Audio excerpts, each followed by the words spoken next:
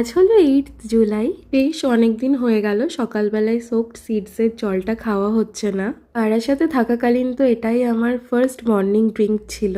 তো এখন থেকে ভাবছি আবার এই সিডস ভেজানো জলটা খাওয়া কন্টিনিউ করব, তার কারণ না খেলে তো এই সিডসগুলোর আবার ডেট এক্সপায়ার করে যাবে। তো মর্নিং ড্রিঙ্কটা কমপ্লিট করে ঘরটাকেও একটু গুছিয়ে নিলাম। আর এই চাদরটা হয়তো আজকে লাস্ট টাইমের জন্যই পাচ্ছি, কারণ এরপর থেকে আমি আর এরকম বেডশিট ইউজ করব না। এত বিজি ডিজাইনের একটা চাদর যে আমি পছন্দ করেছিলাম এটা আর আমার এখন বিশ্বাস হয় না, তবে মানুষের চয়েস তো পরিবর্তনশীল। আর কালকে সন্ধ্যাবেলায় আমি বেশ কিছু গোলাপ নিয়ে এসেছিলাম, তো ওইগুলোকেই এখন আমি জানলার পাশে একটা বটলের মধ্যে রেখে দিয়েছি। আর আজকে ব্রেকফাস্টে খাচ্ছি ভাত আর মিক্সড ভেজ।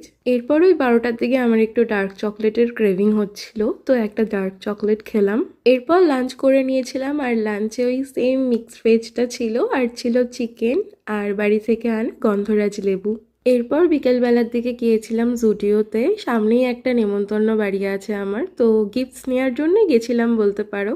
আর ওখানেই দেখা হলো আজ দুর্নিবারদা আর মুহূর্তির সঙ্গে। আর বাইরে তো আজকে অনেক কিছু খেয়ে ফেলেছি, আর বাড়িতে আসার সময় নিয়ে এসেছিলাম একটা দই বড়া। এই দই বড়াটা আমাদের এখানে মোটামুটি বেশ ভালোই বানায়, আর সবকিছুই ভালোভাবে বেশ আলাদা আলাদা করে প্যাক করে দেয়, এটাই সব থেকে একটা প্লাস পয়েন্ট। আর হ্যাঁ, তোমরা তো বুঝেই গেছো এতদিনই যে আমার খুব বাজেভাবে ঠান্ডা লেগে গেছে। এখন এই কটা দিন ভয়েস দিতে একটু অসুবিধা হচ্ছে, তার মধ্যেও যে তোমরা আমার ভিডিওগুলো দেখছো এই জন্য তোমাদেরকে অনেক অনেক ভালোবাসা। তোমাদের সকলের অনেক অনেক ভালো থাকা এবং সুস্থতা কামনা করি। যাই হোক, আমি তো ভেবেছিলাম দই বড়া দিয়েই আজকে ডিনারটা কমপ্লিট করব, কিন্তু আমার বাড়িওয়ালা দিদি আবার চাউমিন দিয়ে গেল।